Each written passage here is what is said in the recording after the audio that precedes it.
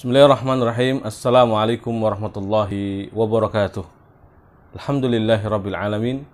Wa sallallahu ala nabiyyina Muhammadin wa alihi wa sahbihi ajma'in wa man tabi'ahum bi ihsanin ila yaumiddin. Amma ba'd. Kaum muslimin yang dirahmati Allah Subhanahu wa taala, alhamdulillah segala puji hanya milik Allah Subhanahu wa taala. Atas segala karunia dan rahmatnya Allah Subhanahu wa taala masih mudahkan bagi kita semua untuk kembali belajar tentang parenting, suatu ilmu yang bermanfaat bagi kita untuk menjadi modal bagi kita dalam mendidik dan mentarbiyah anak-anak kita ataupun anak-anak didik kita.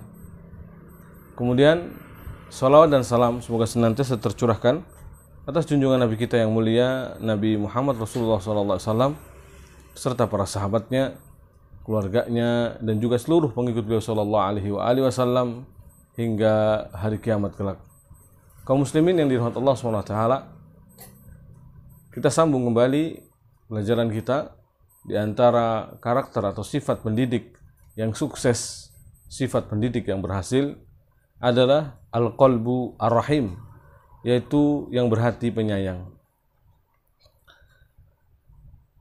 Pendidik tentu tidak menginginkan sesuatu serta-merta kemudian mewajibkannya dengan tekanan-tekanan, kekerasan, atau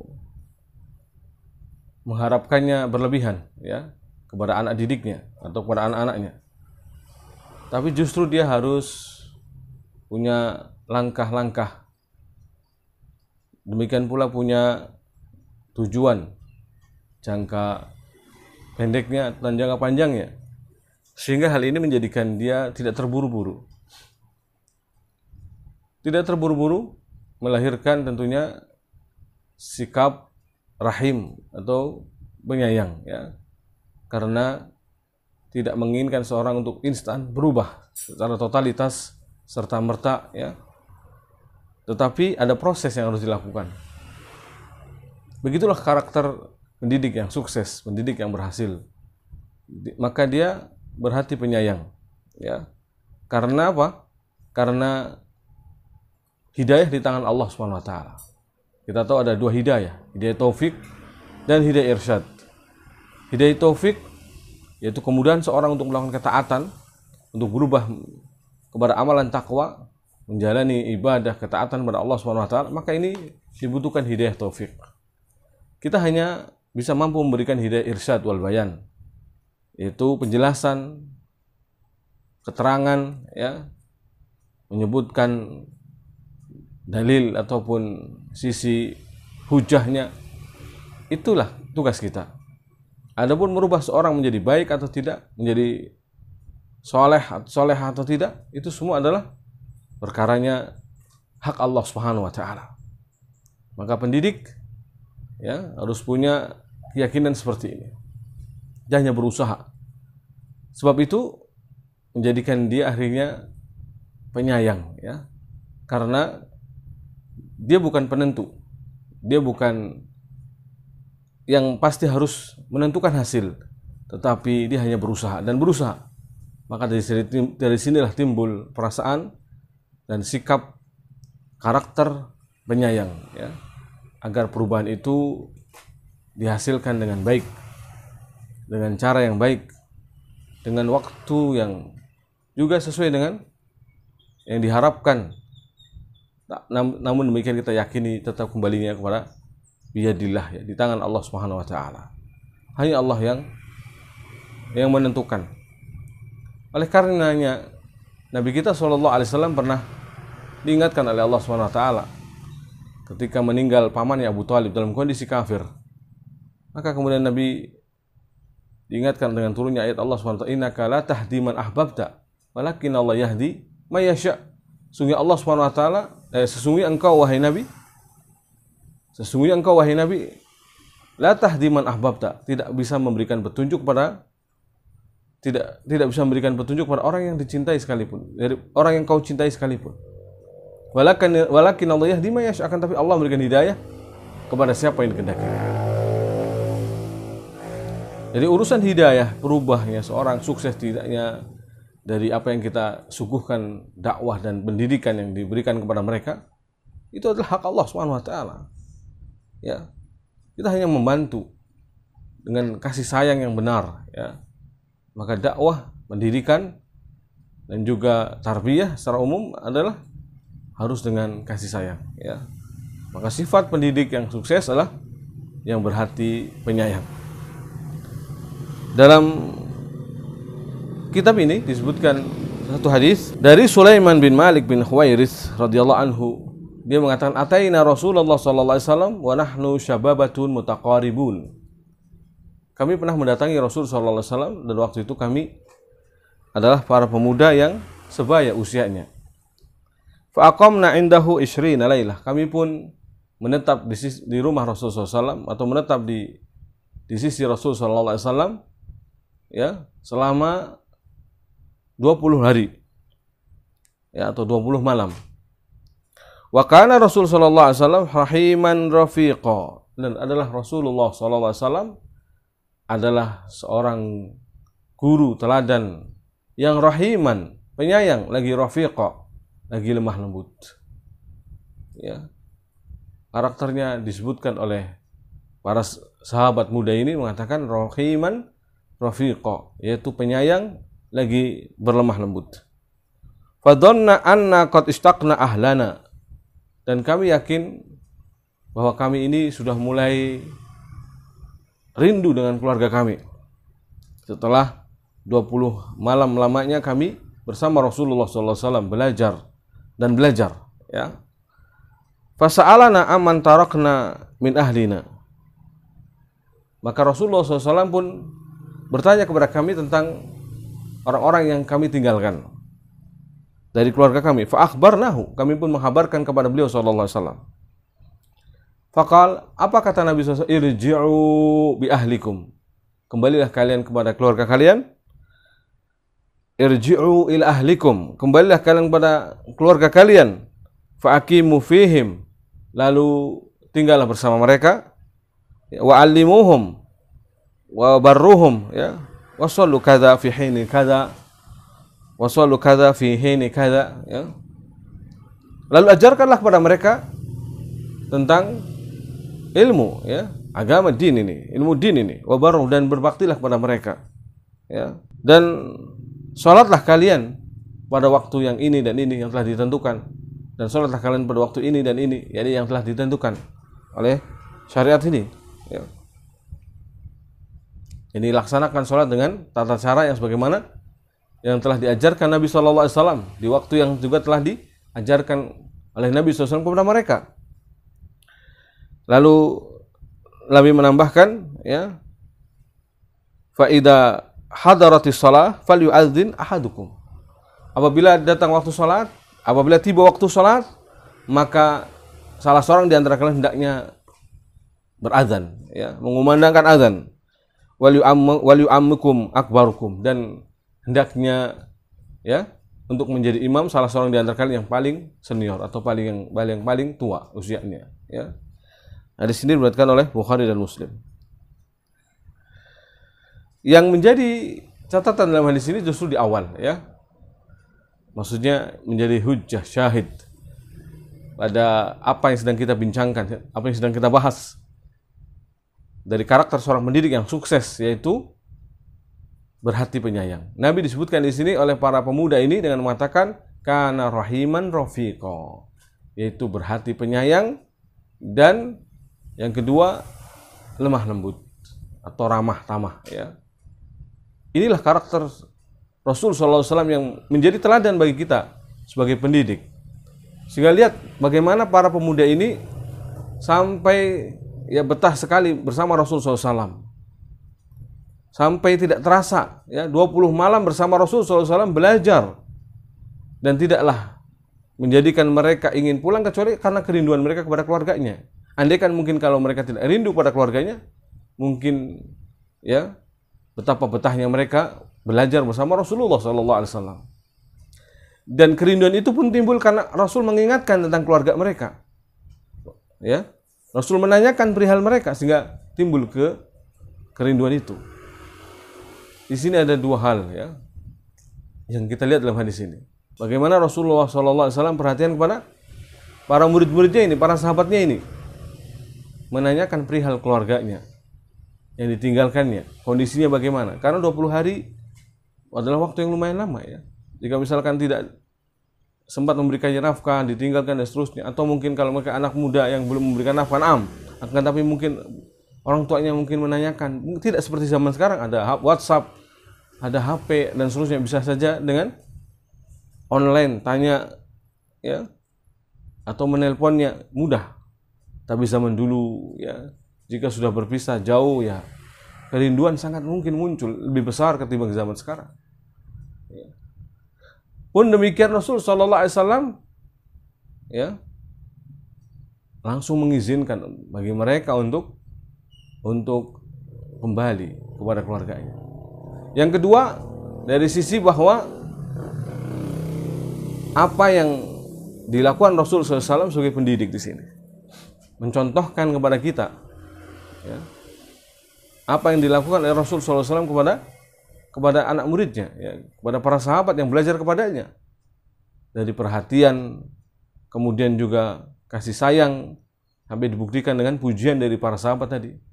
Kemudian keramah tamahan atau lemah lembut, sehingga menjadikan mereka beserta didik para sahabat yang dididik oleh Rasul SAW benar-benar menjadi sahabat yang betah dan senang bersama Rasul SAW. Inilah kiranya mungkin yang diteladani ya sebagai pendidik. Jangan sampai kita berhati keras, berhati kasar ya, sehingga anak-anak ingin lari dari kita, jauh dari kita, tidak ingin bahkan berkumpul bersama kita, karena kerasnya pendidikan kita, kerasnya cara pengajaran kita. Demikianlah ya, Masya Allah, pelajaran yang berharga dari hadis ini, dan tentu banyak lagi hikmah dan pelajaran yang lainnya. Kemudian Al-Bazzar meriwayatkan dari Ibnu Umar radhiyallahu anhuma ani Nabi sallallahu alaihi wasallam qala inna likulli syajaratin samratun. Inna likulli syajaratin samratan ya. Sesungguhnya setiap pohon tentu memiliki buah. Wa samratul qalbi al-walad. Dan buahnya hati ini ya adalah anak ya. Innallaha la yarham man la yarham waladahu. Allah SWT tidak menyayangi orang yang tidak menyayangi anaknya. Waladi nafsi biyadihi la yadkhulul jannah illa rahim. Demi zat yang jiwaku ada di tangannya, kata Nabi SAW, tidak akan masuk surga kecuali orang yang penyayang, yang berhati penyayang ya. Qulna ya Rasulullah, maka kami bertanya, wahai Rasulullah, kulluna yarham, setiap kami tentu menyayangi wahai Rasulullah. Qal laisa rahmah an yarham ahadukum sahibahu. Bukanlah kasih sayang itu adalah seseorang menyayangi temannya, menyayangi saudaranya, menyayangi keluarganya. Fa innama rahmah an yarhaman nas. Tapi rahmah di sini yang disebut kasih sayang adalah ketika menyayangi manusia seluruhnya.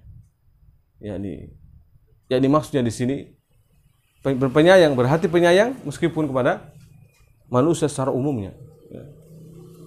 Kita melihat di sini bagaimana dalam redaksi atau hadis yang lainnya, Rasulullah SAW di mana pernah menangisi jenazah Yahudi, bukan karena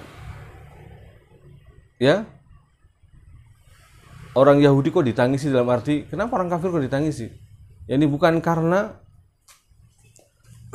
istilahnya sebagai iba, sebagai bentuk istilahnya dia meninggalkan kita, tidak. Tapi maksudnya di sini Nabi menangisi karena Nabi belum sempat mendakwainya. Betapa sikap kasih sayang Nabi SAW kepada umatnya ini. Dia mati dalam kondisi murtad atau dalam kondisi dalam arti kafir, masih kafir, belum sempat didakwai oleh Nabi Shallallahu Alaihi Wasallam.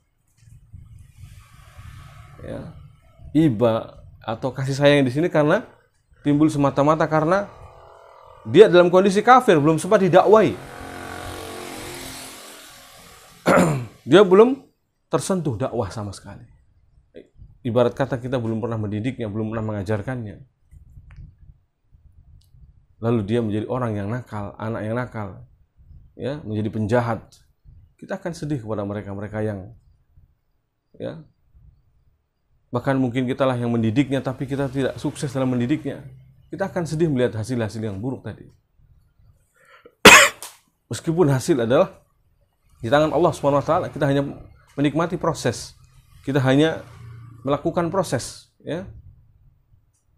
Tapi dengan hati yang penyayang ini, ya, dengan hati yang penyayang ini kita menjadikan, ya, bisa merangkul, ya, bahkan mungkin tidak pernah merendahkan orang-orang yang jahat sekalipun.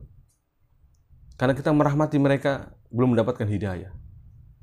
Menyayangi mereka karena belum pernah tersentuh dakwah. Andaikan mereka tersentuh dakwah, memahami apa yang kita pahami, meyakini apa yang kita yakini, tentu juga akan berubah dari keadaannya. Kita menangisi orang-orang yang masih berbuat syirik akbar. Miris dan tragis melihatnya. Betapa ironisnya. Padahal mereka hidup mungkin tetanggaan kita, ya, tetapi mereka belum mengenal Islam dengan baik, mengenal sunnah dengan baik, mengenal pendidikan yang baik. Kaum muslimin yang dirahmati Allah Subhanahu wa taala. Hadis yang tadi, ya, sebagian ulama menyebutkannya hadis yang dhaif, ya. Sebagian ulama menyebutkannya hadis yang dhaif. Dalam hadis yang lainnya, dalam hadis Abu Umamah radhiyallahu an, dia berkata, absara Nabi SAW imra'atan ma'aha sibyatani. Nabi SAW pernah melihat seorang wanita bersamanya dua anaknya. Qad hamilat ihdahuma wa hiya taqudul ukhra. Dengan menggendong salah satu anaknya dan menuntunnya salah satunya. Faqala Rasulullah SAW, maka kemudian Rasulullah SAW mengatakan, walidatun hamilatun rahimat laula ma ya'tina ila azwajihinna la dakhala musalliyatuhunnal jannah. Para ibu yang hamil lagi penyayang kepada anak-anaknya. Para ibu yang hamil lagi penyayang kepada anak-anaknya. Andaikan bukan karena durhaka kepada suami-suaminya, niscaya mereka masuk surga. Hadis ini diriwayatkan oleh Imam Hakim, ya, dalam Mustadraknya, dan beliau mengatakan hadis ini sahihul isnad. Isnadnya sahih berdasarkan syarat Bukhari dan Muslim, meskipun Bukhari dan Muslim tidak mengeluarkannya. Namun sebagian ulama mengatakan hadis ini hadis yang mu'dal, seperti A'mas, ya, Syu'bah bin A'mas. Dalam riwayat yang lainnya, ya, yang menguatkan kembali riwayat yang ini, ya, wa an Abi Umamah radhiyallahu anhu anna imra'atan atat Nabi sallallahu alaihi wasallam. Dari Abu Umamah pula, ya, radhiyallahu ta'ala anhu, datang seorang wanita kepada Rasulullah sallallahu alaihi wasallam, kepada Nabi sallallahu alaihi wasallam, wa ma'aha waladani, dan bersamanya dua orang anak. Fa'ataha salasata marat. Lalu Nabi SAW memberikan kepada wanita ini 3 butir kurma. Ya. Fa'ataha salasata marat. Fa'atat kulla wahidin minhuma tamrah. Lalu Nabi pun membaginya setiap anaknya satu kurma dan satu kurma. Summa inna hada sebiya ini ya beki. Lalu kemudian salah satu dari anaknya ini ternyata menangis. Fasyaqaqatha. Lalu dia pun tentu merasa iba dan kasih sayang padanya. Fa'atat kulla wahidin minhuma nisf. Maka kemudian memberikannya kembali setiap dari salah satu anak itu setengah-setengah. Karena tadi ada 3 kurma, ya, dari Nabi SAW. Pertama dibagikan satu-satu, kemudian berikutnya ketika anaknya salah satu yang menangis, maka kemudian diparuh lagi setengah-setengah. Ya. Tinggal satu, maka tinggal setengah dan setengah. Faqala Rasulullah SAW, maka kemudian Rasul mengatakan, walidatun hamilat rahimat bi auladihinna. Para ibu yang pernah mengandung, ya, yang penyayang pada anak-anaknya, laula ma yasna' bi azwajihinna, kalau bukan karena yang telah diperbuatnya kepada istri-istri, kepada suami-suaminya. Laula ma yasna'na bi azwajihinna, kalau bukan karena apa yang pernah diperbuatnya kepada suami-suaminya, yakni dari perbuatan durhaka, dakhala musalliyatuhunna al-jannah. Niscaya orang-orang yang sholat di antara mereka akan masuk surga. Jadi orang-orang yang rajin sholat di antara mereka akan masuk surga. Andaikan karena bukan dosa durhaka kepada suami-suaminya, ya. Masih dalam hadis riwayat Hakim dalam Mustadraknya, ya. Maka masalah muslimin yang dirahmati Allah Subhanahu wa taala, ya. Hadis dua ini tadi dari Abu Umamah, ya, menguatkan kepada kita bahwa seorang pendidik, orang tua, ya, harus berhati penyayang. Yang mereka menyebut, yang Nabi mengatakan dengan sebab kasih sayangnya harusnya masuk surga.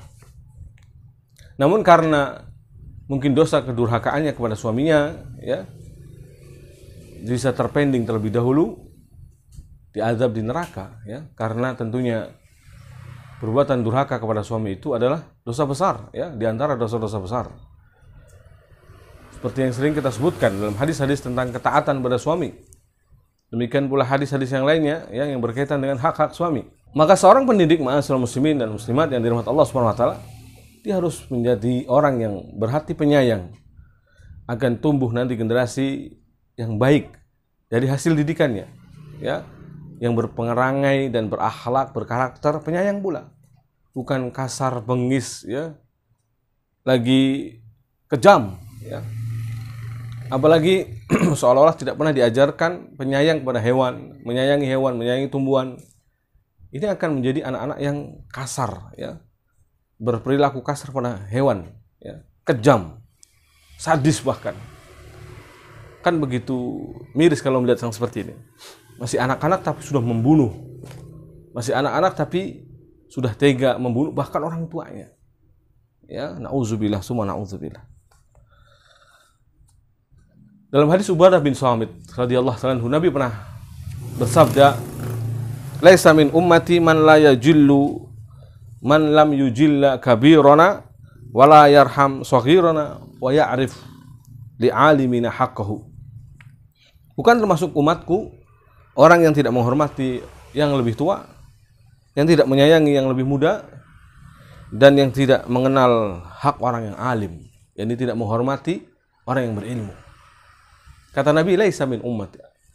Dalam redaksi lain dikatakan laisa min, bukan golonganku, kata Nabi, bukan golongan kami. Orang yang man lam yarham saghirana wala yu'akkir kabirana wala ya'lam li alimin haqqahu. Bukan golongan kami, kata kami Nabi SAW. Orang yang tidak menyayangi yang muda, menghormati yang tua, dan tidak mengetahui hak orang yang berilmu di tengah-tengah kami. Maka ini adalah satu ajaran yang diajarkan Nabi SAW yang sangat indah. Kepada yang tua adalah menghormati, kepada yang muda adalah menyayangi, dan kepada yang berilmu adalah kita menghormati. Ya. Karena bagaimanapun, ya, ada banyak orang yang melupakan hal ini, khususnya dalam hal menyayangi yang lebih muda. Merasa lebih tinggi, lebih tua usianya, merasa lebih besar namanya, merasa. Nauzubillah, ya. Sehingga akhirnya menjadikan sikap penyayangnya kepada yang lebih muda khususnya adalah hilang. Adapun kalau kita tegas kepada yang muda dalam arti sebagai pendidikan dan pengajaran, maka ini dibolehkan. Karena agar nanti tidak menjadi generasi yang manja, generasi yang, ya, cengeng, tapi generasi yang tangguh, tabah, sabar, kuat, dan siap menghadapi tantangan zaman. Ini yang diharapkan. Nabi SAW juga mengatakan dalam hadis yang lainnya, dari Harithah bin Wahab al-Khuzai, dia berkata bahwa dia pernah mendengar Rasulullah SAW bersabda, "Ala ukhbirkum bi ahlil jannah?" Maukah aku kabarkan pada kalian tentang siapakah penduduk surga itu? "Kullu dha'ifin mutadha'ifin au law aqsama 'ala Allah la abarra." Kata Nabi SAW, yaitu setiap orang yang lemah, lagi rendah hati, yang bila bersumpah atas nama Allah, niscaya akan dikabulkan, niscaya akan terbukti, ya. Lau aqsama 'ala Allah la abarra. Kalau dia bersumpah dia Allah atau demi Allah, ya, pasti akan terbalaskan, maka doanya akan mustajab. Ya, betapa banyak orang-orang yang seperti ini mungkin justru kita lemahkan, kita rendahkan, kita anggap sepele.